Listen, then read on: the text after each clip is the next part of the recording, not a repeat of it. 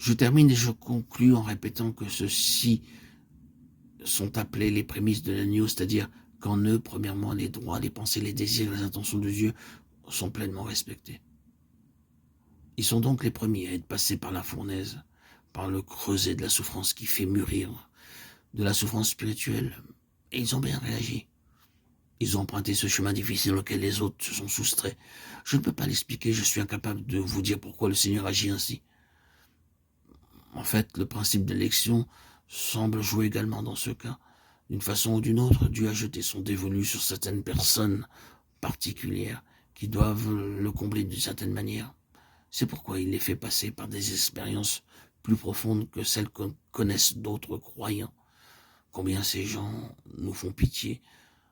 Nous sommes désarmés, nous sommes incapables de les aider. Nous sommes témoins des difficultés et des tribulations anormales qu'ils rencontrent. Apparemment, si une calamité doit s'abattre sur quelqu'un, c'est sur eux qu'elle s'abat. S'il arrive un malheur, c'est sur eux que cela tombe. Évidemment, ceux auxquels je pense n'ont pas le monopole de la souffrance. On rencontre une foule de gens insensés qui ont le chic pour se mettre dans des pétrins innombrables et innommables. Ce n'est pas de cela que je veux parler. Non, non, ce n'est pas de cela. Comprenez-moi bien. Mais on ne peut pas nier le fait qu'il y ait sur cette terre des gens qui font des expériences singulières, particulières et peu communes sous la main de Dieu.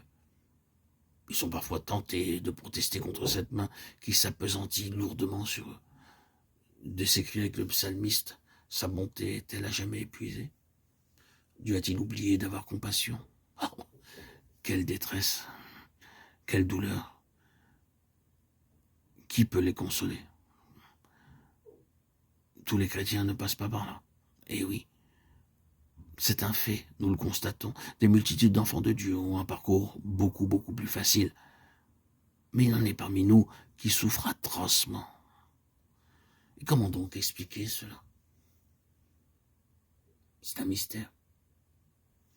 Nous en revenons une fois de plus, me semble-t-il, aux 144 000 élus. Bien entendu, il n'est pas nécessaire de prendre ce nombre au pied de la lettre. Il s'agit plutôt d'un groupe sélectionné pour la satisfaction de Dieu comme prémisse de l'agneau. Je ne vois pas d'autre explication.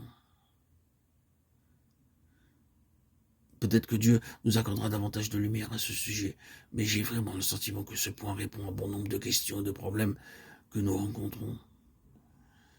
En usant de méthodes et de moyens inhabituels, Dieu vise à amener un certain nombre de croyants dans une communion intime avec lui pour qu'ils le servent et réjouissent son cœur de façon particulière. Cela peut expliquer ce mystère qui n'en est plus un. Ceci, je pense, explique l'existence de cette compagnie et pourrait fournir un élément de réponse aux expériences que nous traversons.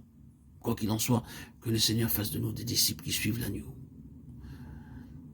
et qui continuent de le suivre partout où il va. Alléluia. Amen.